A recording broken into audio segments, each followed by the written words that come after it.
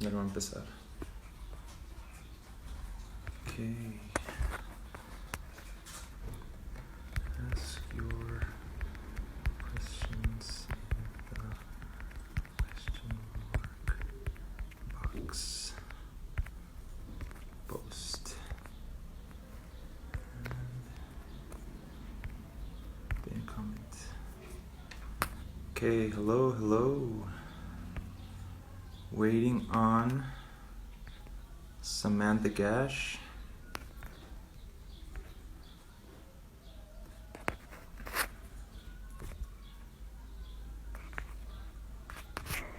Cancel.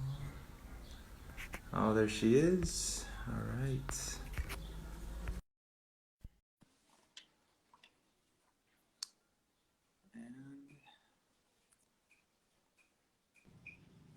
Hello. Hi. How Hi, are you? Samantha. I'm rolling in my car because it's the best reception because I live in a national park with terrible Wi-Fi. What national park are you at? I live in the Dandenong Ranges. It's like 35 k's from Melbourne. So I'll Oh, just nice. move to What are you this doing there? side with it a little bit. Okay, that's better. Nice. That, What are you doing? Some camping or running? oh, well, do I look camping attire? I got dressed up for you. Oh, yeah. I just thought you Oh, packed an extra set of clothes. yeah. We just it's at 9 a.m. My sister's having a baby today. Wow. So I was, of course, she Congratulations. left things to the last moment. So I've been trying to find her a newborn photographer. Oh And man. yeah, about to go for a little trail exploration with my toddler and husband. Oh, that's amazing. Yeah, How old is your toddler? he's 2 2 years and old. he has grown up with my husband and I running a lot. So he's like Yeah. quite a good little, a neat little runner. Oh, nice. That's awesome. Yeah. Cool. Well, thank you for joining us. I know it's pretty early over there. I'm glad you've got some good reception in your car. I Uh, know. yeah, that's awesome. Everybody, for those of you that don't know this, Samantha Gash. She's got a lot of titles: endurance athlete, corporate speaker, social advocate. The list goes on. You can check them in her personal website, samanthagash.com. Um, but she's most known for a lot of very interesting projects that she sets out to do that have a lot to do with social activism. And the title of this talk is called Emotional Strength in Endurance Sports. So I kind of wanted to ask you, one of your projects that strikes me the most is your run across India, which I know a lot of your work has been based around that. So I wonder if you could just quickly tell us what that was about. Mm. I think it's so hard to talk about any project in isolation, particularly when we're talking Yeah, about mental strength, but I will give the context of that project. yeah, Um, if, in 2016, I ran from the west to the east of India. So I started it wasn't a record run. I purposefully chose for it to not be that way. And so I started at the Golden Palace in Jaisalmer and I finished on the east side of the country in an area called Shillong, which is like the hill tea estates. But the yeah, premise of the run was trying to explore experientially and documentarily share it the barriers to why children in India are unable to access a quality education and to show in real time that the barriers to why a child might not be able to go to school, they are so based on like the issues facing their particular part of the world. So their geography they live in, the culture they live in, the language that they might learn, politics. And so we were trying to dissect those barriers and show that when you're trying to create sustainable change, you need to look at the area and the people, and you need to understand, and you also need to let them make the decision of what's required for them to yeah. solve the situation. So it was Okay. about in terms of the run, it was like 3,500 Ks. It took 77 days. But like for me Yeah, now, that's just, yes, at the time it was quite significant, but it really yeah. was the least significant part of the project.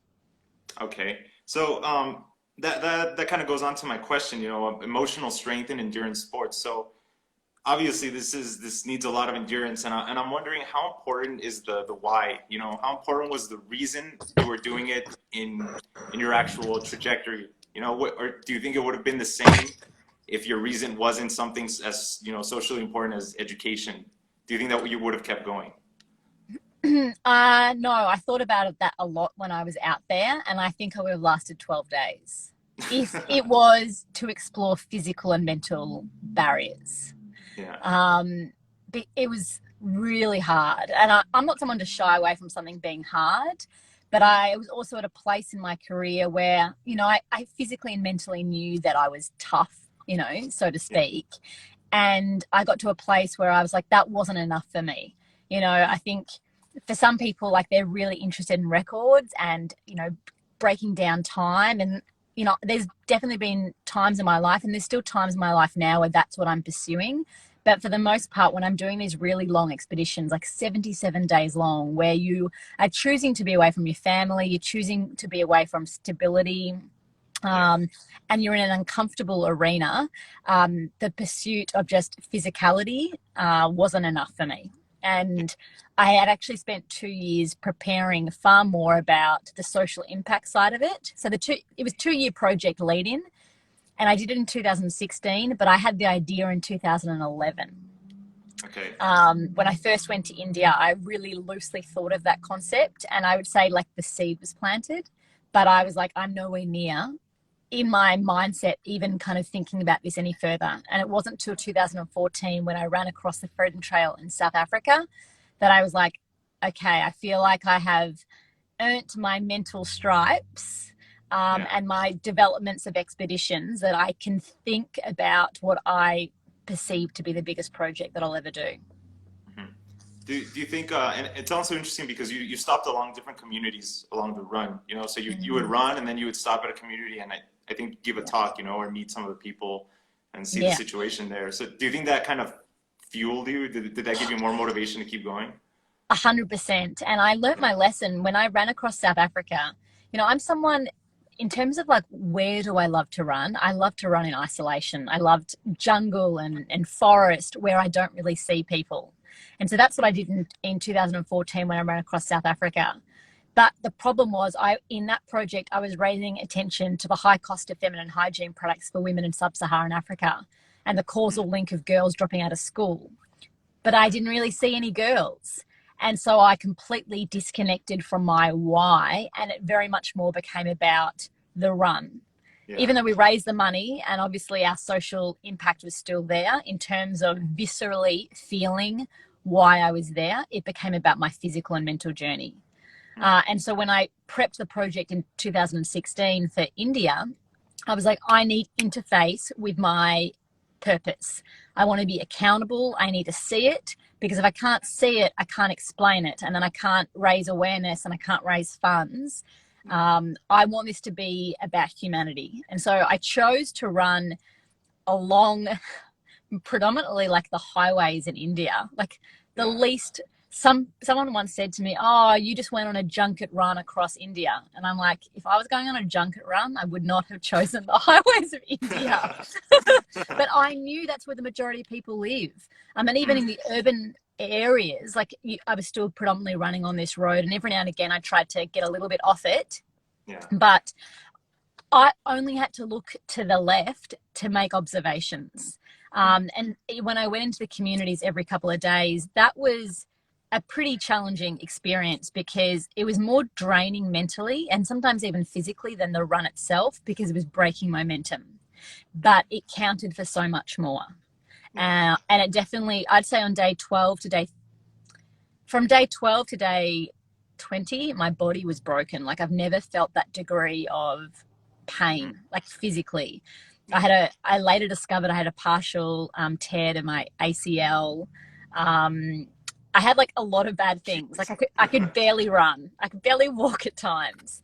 And then I learned that, like, it's actually the mind in those expeditions that allow your body to recover. And I just kept saying, like, my pain is temporary. Like, yes, it's significant to me, but all I need to do is like observe my surroundings and realize that I chose to be in this situation.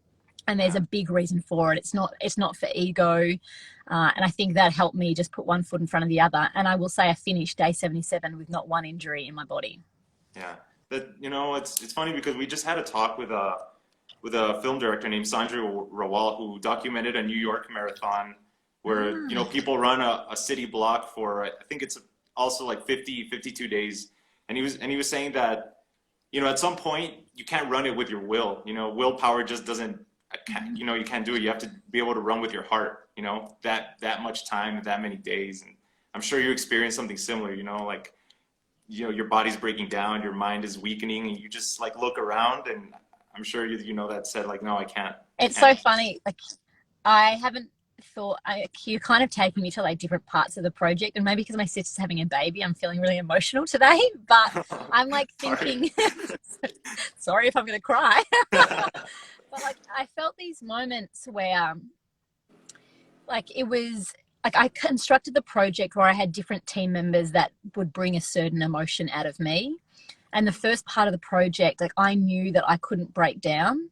I knew the pain physically would be really high. Like I never not wanted to do what I was doing, but there was plenty of times when I was thinking, is the human body actually designed for this? In these type of environments, 40 plus degrees Celsius, so over 100 degrees Fahrenheit, humidity at 100%, like running on the roads where the cars are swooping past you, and like, you know, I actually learned like this, like stillness, be predictable, don't be chaotic.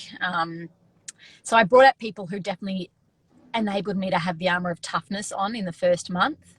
And in the middle section, I brought Nikki Kimball, who's an incredible ultra runner from the US. She's tough, she's hardy. She's got a film called Finding Traction. She's an old school runner. Like she's like the Dean Karnazes style of ultra runner, you know, before, you know, and very, very hardy. They ran a lot on their own. It wasn't so much a scene back then. And so I needed her for my mind in the middle part of the country. And then the last part, maybe like the last 3 to 4 weeks, I just was like, I want heart energy because I actually need to start to peel back these layers. And if I'm going to truly connect to the people that I'm out here, I need to experience that. So I brought my yoga teacher from home. I brought my sister. It was a highly feminine energy in that last part of the run. And I broke down mentally a lot then, but it was on design. Huh. That's interesting. So you're kind of saying that vulnerability is also an important part to this idea of endurance, you know, because It was for me on a journey that long. Like, yeah. you know, I wasn't at the beginning. I believe you need to be tough because there's plenty of reasons why you should stop. You know, physical pain, logistical challenge. Not one day went to the plan that we created. You know, we spent 2 years creating that plan, from the itinerary to being bribed. I had like the driver of my vehicle saying, if you don't give me more money, I'm turning the vehicle back. And I was completely at the mercy of doing that. And you know, my team leader didn't cope being in India because it's an intense place. And I learned a lot about team construction in that environment and where I possibly failed in the lead up to my team and therefore to the project as well. So, you know, you learn from every project. But for me, to just be tough is you're almost not opening your heart to like India. And I just said I wanted to submit to whatever that experience actually gave me. And that was where the beauty actually came. Like there's this video of me in the final like 12 Ks of the run, and I'm just kind of like crying because I'm like, I'm going to do this. And the people I've experienced, like they're with me forever. Like there's been many times during this lockdown period where I keep thinking of the people that I met along the run in India. And, you know, we talk about lockdown actually being of privilege. You know, not everyone in the world has a place where there's a roof over their head, where they can source enough food to support their family for a week at a time. You know, there's a whole migrant population in India that live up to 700 kilometers away from where their families are. And they were given a 4-hour notice period of when they had to be indoors.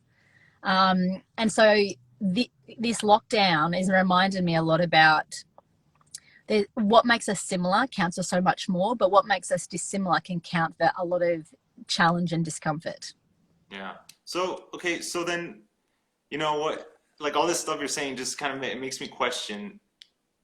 I know endurance sports is hard to define, but you know, you've done it so much, you've done a lot of projects. What is endurance for you? You know, what is the kind of mental state that you carry with you when you do these projects? Commitment, definitely.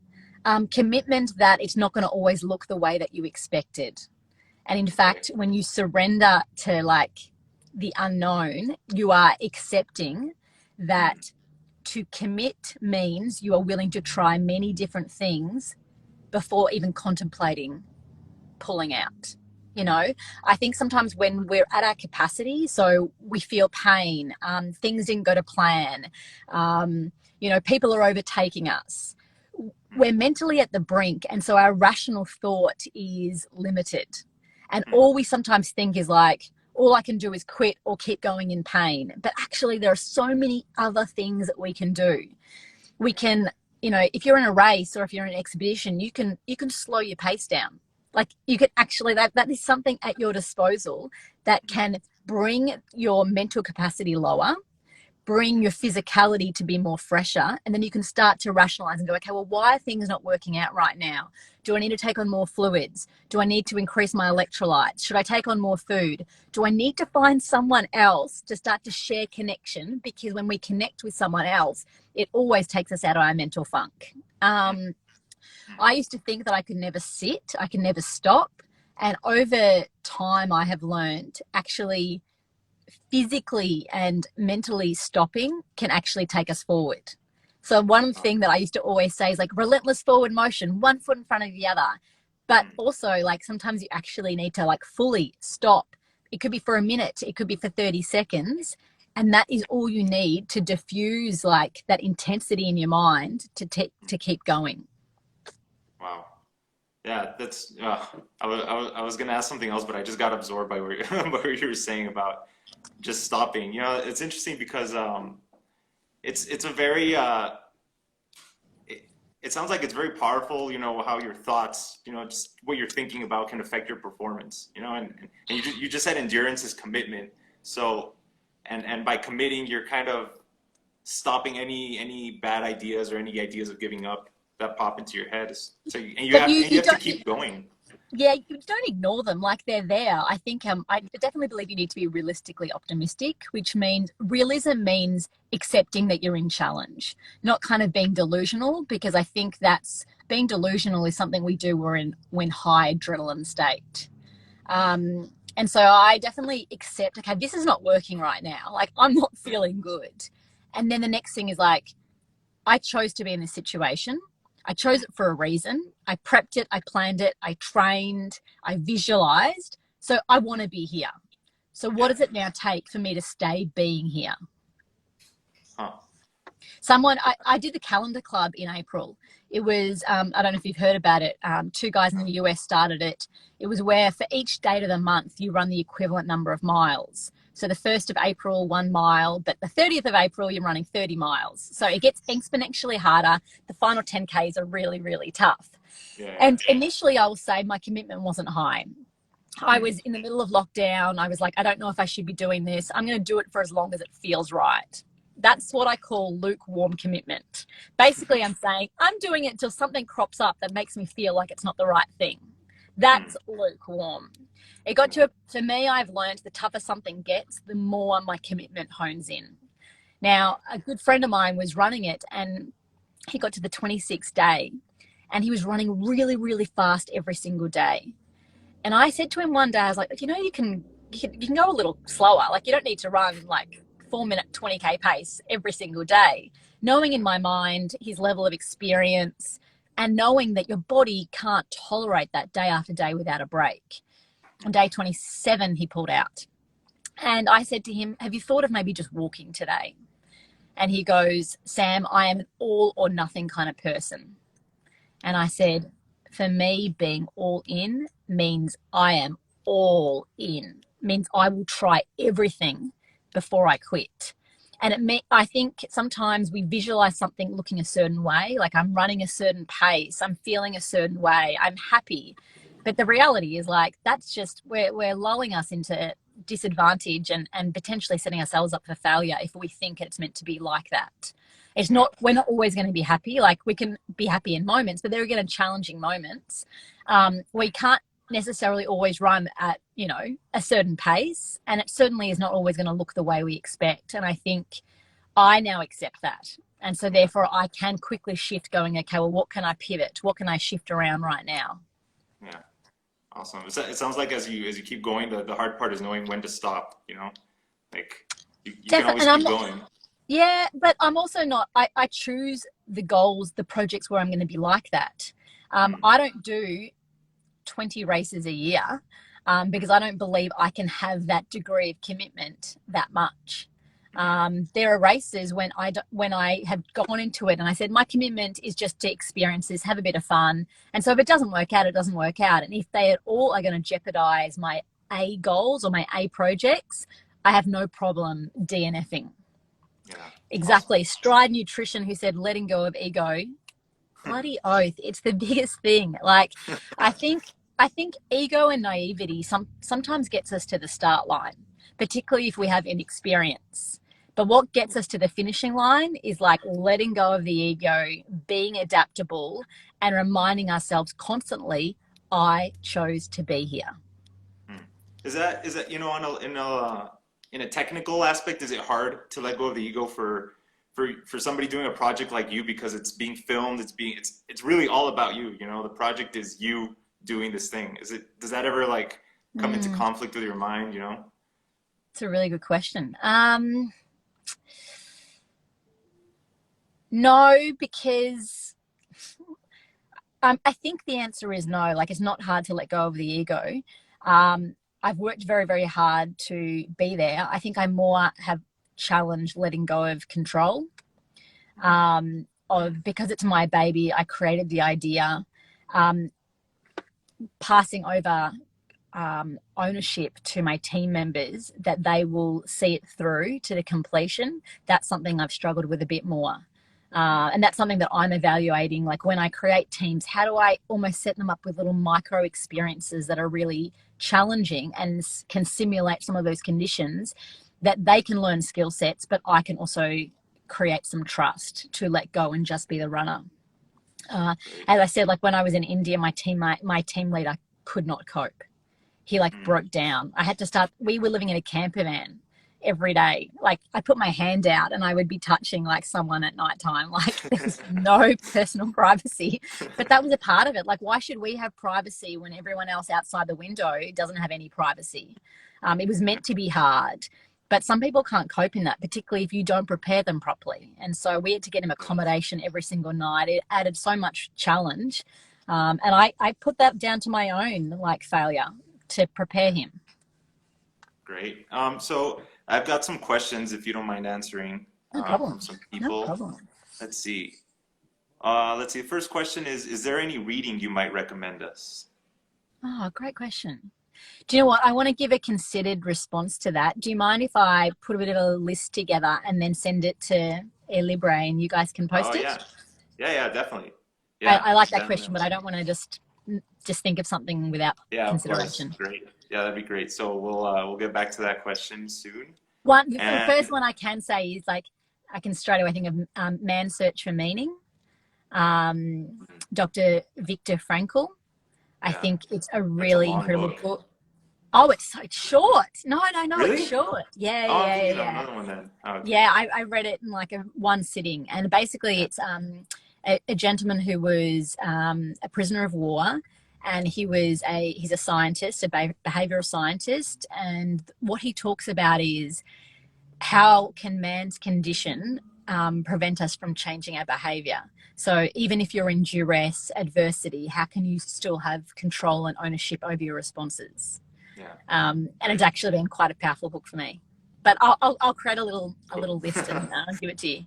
Awesome. Samantha Gash's book club. Yeah. Uh, next question is, do you think if everyone in the world ran, we would have a better society? Nah, no, Nah. I think you do you. I'm very big now, and like just because I'm sharing a story of running across India, I'm not saying that that's what you need to do. What I believe is we all have very specific talents, but we all have the Mhm. same amount of time. If we Yeah. connect our talents and our time with things that we care about, then we can do Mhm. extraordinary things. And Mhm. in fact, diversity is what's key. And Lara, Viktor Frankl, that is Frankel, Frankl. Yeah. um, I just had a little question and I jotted down. Do you think like in I think most of us, just generally people can adapt to situations like, the people you saw, they have to adapt to a certain lifestyle. Do you think in a way where everybody else that doesn't know they can adapt is living too comfortably? Do you think we have to put ourselves in situations where we kind of have to jump in and adaptation isn't something we have to try to do. It's something we do naturally. Do you think we just have to do more of that on purpose? Mm.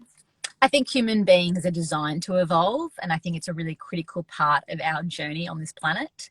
And so I think by putting ourselves in situations that we're not familiar with, where we don't know what the outcomes are, that's where we start to stretch, and that's where we can adapt. So I now can say hand on heart that from experience, I know that the body can adapt.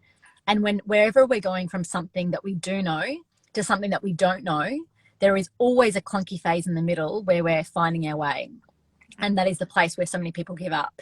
I can tell you that I, would never, even if you do like a stage race, but I mean, obviously 77 days is something completely different, but in a stage race, you would never in training run at home the way that you would feel on day 3 of a stage race. But you do it in that race because that's what you signed up to do, and your body adapts. So only when you put yourself in those situations do you realize that you can get through it. You get stronger mentally and physically and spiritually. Okay, great. And let's see, here's another one that just popped up. How do you even begin to plan and organize for a long endurance trek run like in India? Who do you need involved, etc.? Which I think you talked a little bit about, your team. Yeah, I mean, so firstly, I say I did a podcast with you guys. I don't know if it's Yeah, been released or if yeah, it's going to be released. yeah, I was gonna announce it at the end, but yeah, we have a podcast with Samantha that's Sorry. releasing tomorrow. No, it's okay. Okay, we're a team. You and I are a team, so Surprise. we can both release it. So the first thing is I think you need to settle on what the idea is in your mind, and then the first thing is just start sharing it with people, because you never know who might be intrigued by it. So my first thing is like when I think of something, I just start talking about it with people in my life, and sometimes even strangers, and then I start to see if it starts to build naturally and organically. Like if people resonate with that idea, and then I can take it to the next step. For me, the first thing that happened with Run India is it was just off the back after running off South Africa. So I had built up quite a degree of credibility that I can pull off a project that's quite multifaceted. So I think that helped. The next thing is I developed my relationship with my not-for-profit partner, which was World Vision. And we actually worked for about 18 months I was working full-time in their office almost. If not in their office, I was outside and I wasn't getting paid. So I want to say that a part of it is that you're doing it because it's a passion project. It's not about financial remuneration. I believe sometimes those projects will develop further because you're doing it because you really want it. And therefore, when you're out in the project and it's not going to plan, you're like, I really wanted this. Like I worked for free for 1.5 years to make it happen. And then I think it's about building up the team. So I think, don't worry so much initially about your expedition team. Work out your logistics team, because formulating, the safety plan, the route, your cultural understanding requires a connection with people who are in that country, as well as maybe a great logistician that you know personally or that you develop a relationship with. So I'm happy to answer like more specific questions on that later on, but I think it goes in phases. Craft your mission, build a very core team that can help with logistics, and then just one step at a time. And it's something you also mentioned in the podcast, which people will be able to listen to after this or tomorrow, is you mentioned how your idea has to be very cleaned up. Everything has to be very professional, because these organizations are big organizations and they don't want you do something that's unplanned and it looks bad on them. So that's a lot of pressure on you to really focus on cleaning up your project. It's a project. It's a very nice made project. Yeah, for me, and we all have our own style. Some people are like a bit more loose, but for me, I'm a lawyer by trade. A part of who I am and a part of my brand is that I'm highly prepared. I do intense risk mitigation, due diligence before every project. You know, I partnered with Nike for part of it, and obviously I was aware of all of the controversy of Nike in the 80s with sweat labor, and I was doing work with a not-for-profit organization that absolutely condoned that type of behavior. And so I had to research that, and I had to be fully aware and comfortable in my decision to partner with them, understanding like potentially the negative feedback that I might get and what my response might be. Yeah, great. So I guess one of the last questions that I have is, you're also a corporate speaker, and you take all your projects to really big corporations and that setting. Why do you think, I'm just interested, why do you think that works? Why do you think these kinds of inspirational stories work in a corporate setting? And like, what do you see there? Because it's human behavior. I think I have experienced my personal human behavior in a very uncomfortable, unfamiliar setting. And corporates are often pushed to operate, and I mean, think of the time that we're in right now, in a place where they don't know what's going to happen tomorrow, let alone, a couple of weeks down the track. And so when you are in an immersive, intensive experience, you can distill character traits and stories that are empowering for people in whatever part of their life they're in. And then so I think there's a lot of applicability for high performance environments in the corporate space. And And you're also in. What'd you say? Sorry. No, you go on. I was just saying it's also stories. Like I feel like anyone can share a story, but the most important part is being able to take away like the lessons and the insights that can be relatable to anyone. Like I don't get up on stage expecting anyone to run across a country. In fact, I wouldn't be hired if that's what the message was. It's about what are the paralleling like lessons that can be applicable and relatable to anyone. Yeah, and you're also inspiring, people like you that were just looking for a way to escape, kind of. Yeah, and I mean, I actually just did a podcast with a guy called Seb Terry. Actually, I'm launching it today. But he's a guy that his friend passed away, and so it kind of pivoted him to ask the question, am I happy? The answer was no. So he created a list of 100 things that he wanted to do, and they were wild. Like the list was wild, and I don't want to go too much on it, but it took him till doing it was like number 47 was help a stranger. And he helped a guy who had Lyme's disease and who was in a wheelchair and paralyzed to run a half marathon. And he pushed him for a half marathon. And that was the the things on his list were wild. It was like kiss a celebrity. So he kissed Sharon Osbourne. It was be silent in a city for a week, live with a tribe for a week, live on a deserted island, hitchhike across the US, get shot by a gun in Colombia, like throw a dart on a map of the world and go to that country. Like, so wild stuff. But the simplicity of helping a stranger was the game changer for him. And I just think through the projects that I've done, if I was just doing competitive running, possibly I wouldn't be doing it as a career, but connecting it to things that I really care about is very fulfilling for me. And I studied a law degree because I wanted to work in the social impact space. And what I will say is we sometimes think we know how we're going to do something. Like we might have a purpose and we think we're going to fulfill it a certain way, but that's the agility. Like I now am running around the world creating social impact, and as opposed to being a lawyer working for an international human rights organization, different vehicle, same agenda. Yeah. And I'm sure you can make maybe one of them has more potential to make faster change. I don't know. That's just. I think they all serve a part. Like we all serve, remember in a chain, we all serve a different thing. We've got people with ideas. We've got implementers. We've got people who have money. Everyone can serve a purpose towards, creating sustained change. Great. Well, awesome. Samantha ruined it for everyone, so we can. Sorry, guys. No, I'm just kidding. Tomorrow we'll release the Beyond Running podcast with our guest Samantha Gash, and you can listen to a lot of these things we're talking about. And she goes in depth, and it's really interesting how she talks about building your project and creating a vision for your project. So Thank you very much, Samantha, for joining us. Good luck with your sister and her baby. Tell her congratulations. I know, and thanks so much. I really love the platform that you guys have created, from your conversations to the running retreats to the stories that you write online. A huge supporter and advocate, and I can't wait to be able to do some more collaborations with you when the world opens Great. up.